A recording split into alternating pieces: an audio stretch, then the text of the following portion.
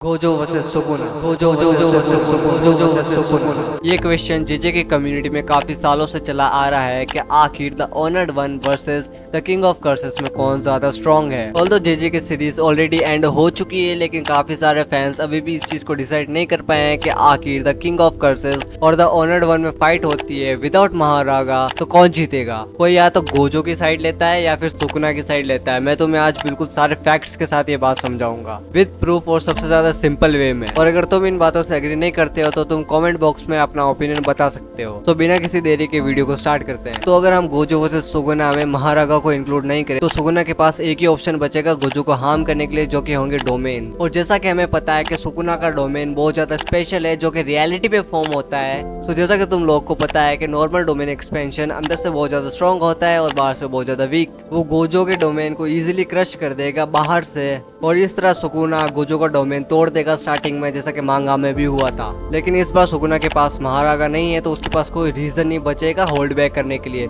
जैसा कि तुम्हें पता है कि उसने खुद ने बोला था कि वो जानबूझ के गोजो के अटैक्स को ले रहा था ताकि महारागा उनको अडेप्ट कर सके।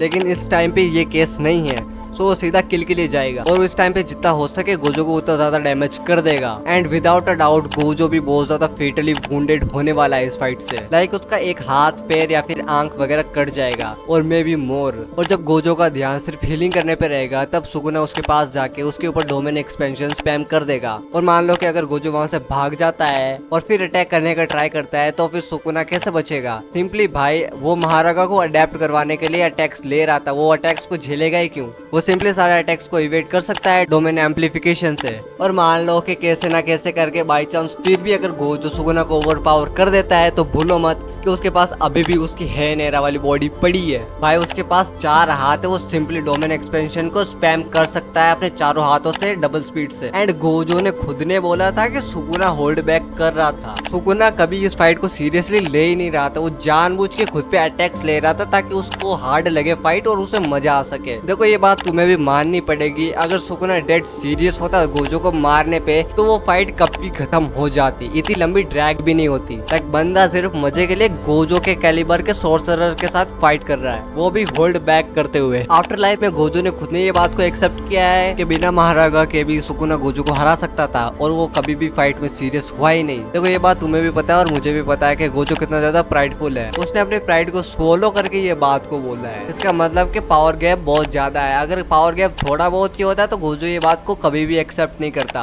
मेरे हिसाब से सुकुना एटलीस्ट 30 to 40% स्ट्रॉन्गर है गोजो से, और ये मैं कम बता रहा हूँ, वो इससे ज्यादा स्ट्रॉन्ग भी हो सकता है। और अगर तुम्हें वीडियो अच्छी लगी तो तुम लाइक और सब्सक्राइब जरूर से कर देना।